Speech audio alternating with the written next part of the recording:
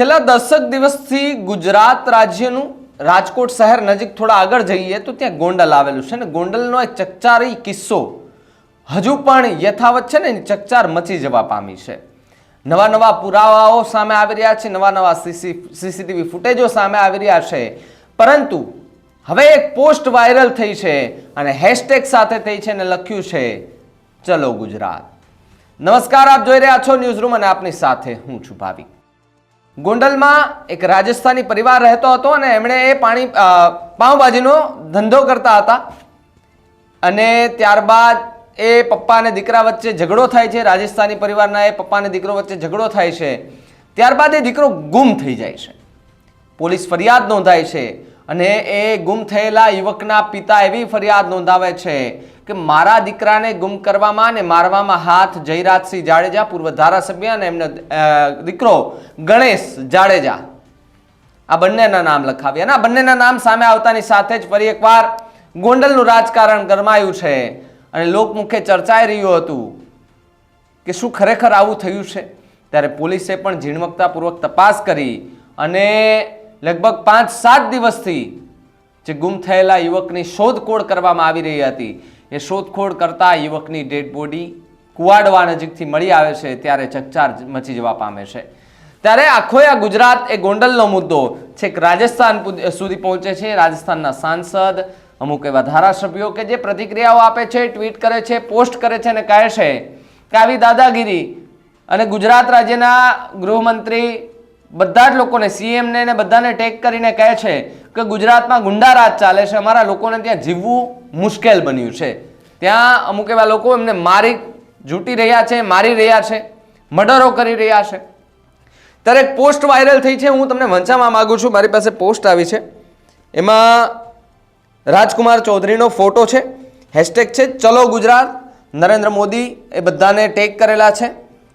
लख्यू है गुजरात के राजकोट में गोंडल विधानसभा क्षेत्र में राजस्थान के भिलवाड़ा निवासी युवक राजकुमार जाट की हुई हत्या के मामले की तरफ आकर्षित करते हुए इस मामले में सीबीआई जांच की मांग करता हूं, क्योंकि वहां एक बाहुबली पूर्व विधायक तथा उनके परिवार का नाम इस हत्याकांड में शामिल आ रहा है। जाट समाज के युवा की हत्या को बर्दाश्त नहीं किया जाएगा। आज एक परिवार को साथ हुआ, कल किसी के परिवार के साथ ऐसा हो सकता है। आप सभी आइसक्रीम वाले भाइयों एक साथ होकर गोंडल राजकोट चलना है। आज आप पीछे हटेंगे तो कल आपके परिवार के साथ हुआ तो कोई आगे नहीं बढ़ेगा। આમાં એડવોકેટને બધાને ટેગ કરવામાં આવ્યા છે, પરંતુ આ જ્યારે ચર્ચાઓ ચાલી રહી હતી ત્યારે મહત્વના સમાચાર એ મળ્યા, એક ક્લુ મળ્યો અને વાત એવી હતી કે પોલીસે પ્રતિક્રિયા આપી હતી કે ભાઈ હિટ એન્ડ રનની ઘટના છે ને અકસ્માતમાં એ યુવકનું મોત થયું છે, રાજકુમાર જાટનું।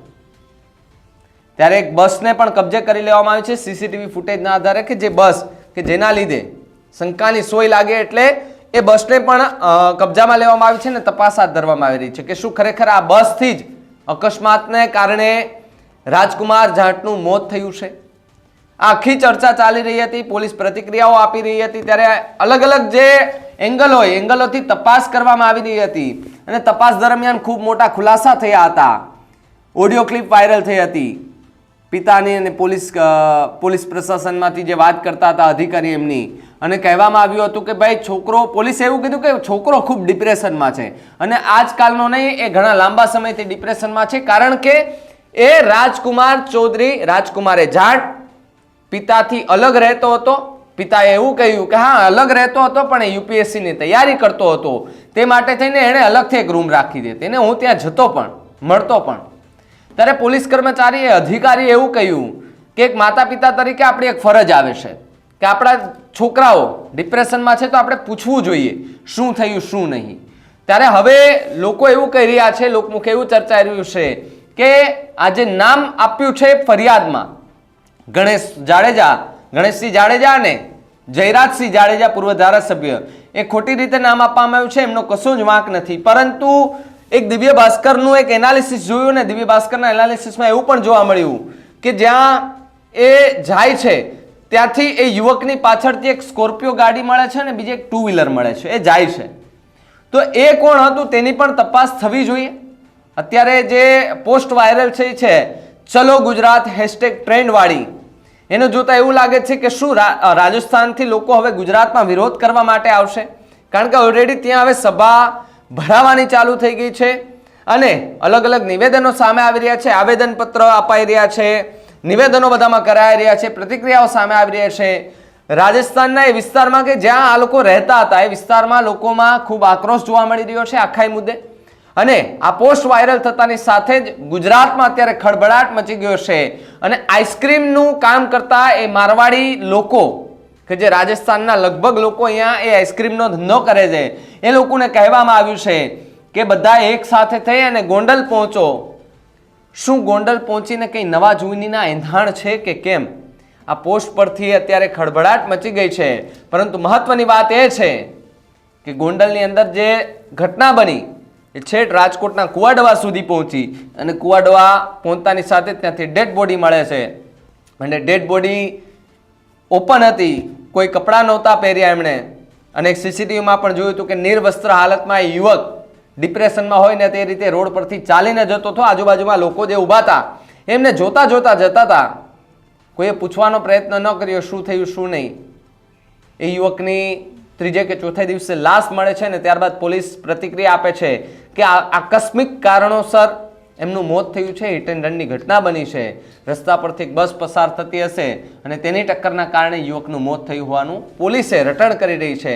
પરંતુ જ્યારે સીસીટીવી વાયરલ થયા એટલે જે આરોપ લગાવ્યા હતા જયરાજસિંહ ઉપર, જે રાજકુમાર જાટ છે તેના પિતાએ કે ભાઈ મારા દીકરાને જયરાજસિંહ જાડેજા અને એમના પુત્રએ ઘરમાં બોલાવીને ત્યાં માર મારવામાં આવ્યો છે. પોલીસે એના સીસીટીવી વાયરલ કર્યા હતા, મીડિયાને આપ્યા હતા.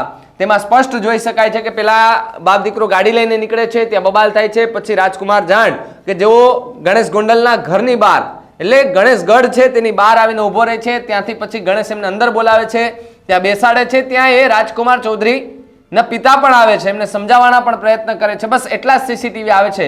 પછી આગળ શું થયું તેની કશું જ નથી ખબર. પરંતુ પોલીસ એવું કહી રહી છે કે ભાઈ સીસીટીવી આવશે એટલે અમે વાયરલ કરશું અને મીડિયાને પણ આપીશું. ત્યારે આટલા જે સીસીટીવી વાયરલ થયા, પોલીસે લગભગ 500 જેટલા સીસીટીવી ખતાડ્યા હશે.